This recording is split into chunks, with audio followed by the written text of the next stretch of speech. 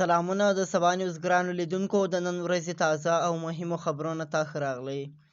افغانستان کې کور په کور د پولیو کمپاین بند شو.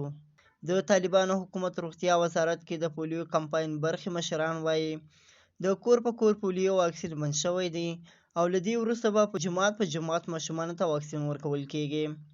ډاکټر عبدالقدوس بریالی BBC ته ویلي دی دا پریکړه مشرانو کندهار کې کړې ده. د علماو شورا او د ریو جنوبي ولایتونو کندهار، هلمند او روزګان د استازو په غوښتنه کړې ده. ښاغلی بریالی ټینګار کوي چې دا پریکړه د مولوي هیبت الله نه بلکې د سیمې د خلکو نه غوښتنه شوې ده. هغه زیاتوي په دغو درې واړو ولایتونو کې خلک وایي چې له موږ سره کور په کور واکسین نه غواړو او جماعت په جماعت یې غواړو. امیر المؤمنین د طالبانو مشر هم تایید کړې ده او پریکړه یې کړې ده چې دا واکسین به جماعت په جماعت ورکول کیږي. کور په کور تر ټولو ښه تجربه وه. روغتیا نړیوال سازمان ویلي دی چې په دې اړه د طالبانو له تازه پریکړې خبر دی او هڅه کوي د طالبانو روغتیا وزارت د پولیو کمپاین برخې مرکز سره خپلې همغږۍ ته دوام ورکړي چې په دې بڼه د امکان تر حده ډیرو ماشومانو ته واکسین ورسیږي.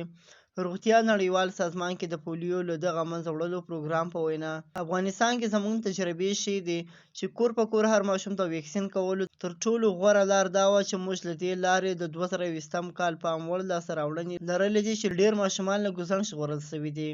تمه وه چې د پولیو واکسین کمپاین چې طالبانو حکومت او روغتیا نړیوال سازمان ترمنځ د بڼې پر سر د اختلافاتو له امله ځنډول شوی و، پرون دوشنبه بیرته پیل شوی دی.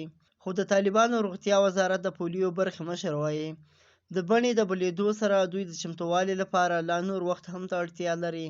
ښاغلي بریالی زیاته کړې ده چې په یوه بله اندېښنه چې د علماو شورا د طالبانو مشر مولوي هیبت الله اخندزاده سره شریکه کړې او له مخې یاده پریکړه شوې ده کله چې رضاکاران د دوی د کور دروازې ټکوي او نارینه په کور کې نه وي نو د نوموړي په ټکو خلک وایي دوی 20 کاله زموږ د دروازې راټکولو خو هغه طبي خدمات چې موږ اړتیا ورته لرو نه برابروي.